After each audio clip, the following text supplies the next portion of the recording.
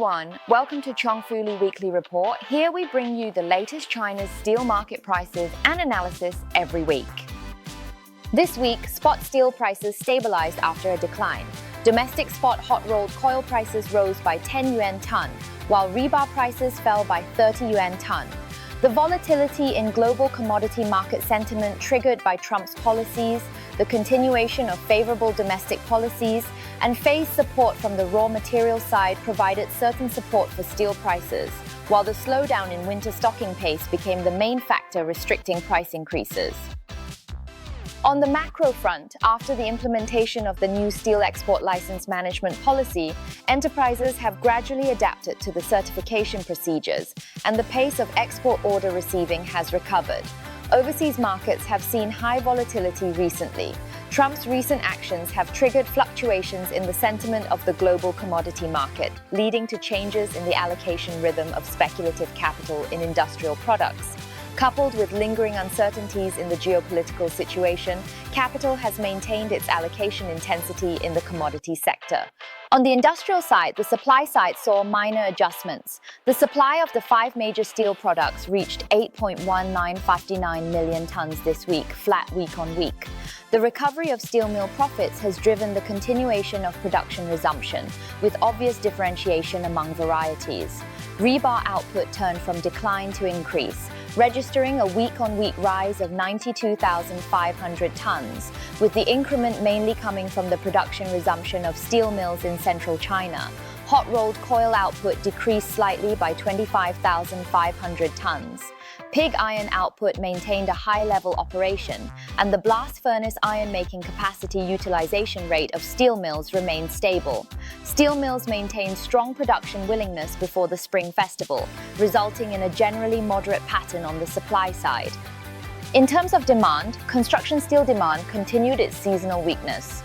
Rebar weekly consumption dropped by 48,200 tons week-on-week.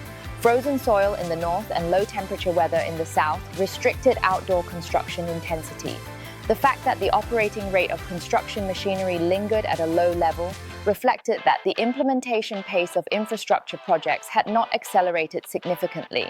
Manufacturing steel demand remained stable, with steel demand from high-tech manufacturing and high-end equipment sectors providing solid support.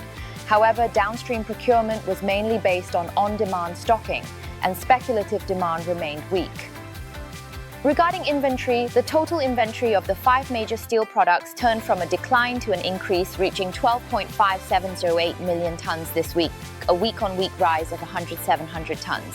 Inventory accumulation pressure began to emerge before the Spring Festival.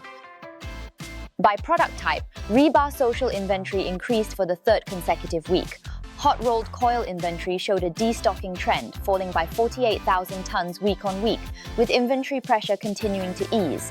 In summary, the steel price increase this week mainly relied on policy easing support, cost-side underpinnings, and overseas sentiment drivers.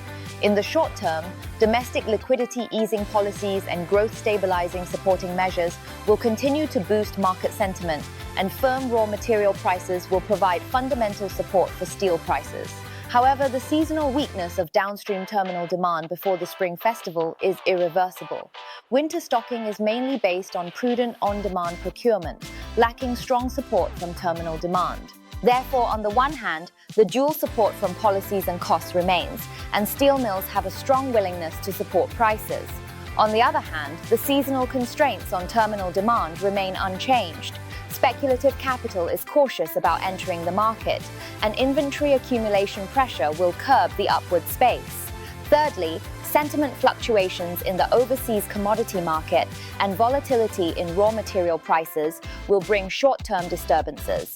Steel prices will fluctuate in a narrow range with a slightly bullish bias next week, with limited overall fluctuation space, and a trend-like upward movement is unlikely to occur. In terms of operation, we should continue to avoid blindly chasing price highs. It is recommended to replenish rebar stocks in batches when prices pull back, focusing on procurement opportunities in regions where infrastructure projects are concentrated. For hot-rolled coil, procurement can be maintained based on rigid demand. Billet, strongly supported by the raw material side, can be allocated in small quantities, with a primary focus on inventory changes near the Spring Festival.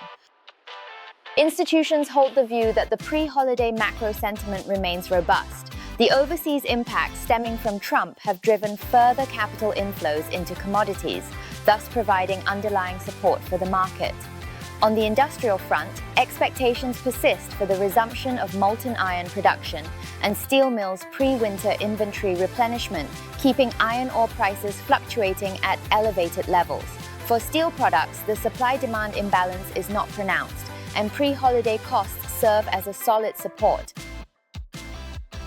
To sum up, steel prices have received relatively strong support recently, and a cautiously optimistic stance is recommended.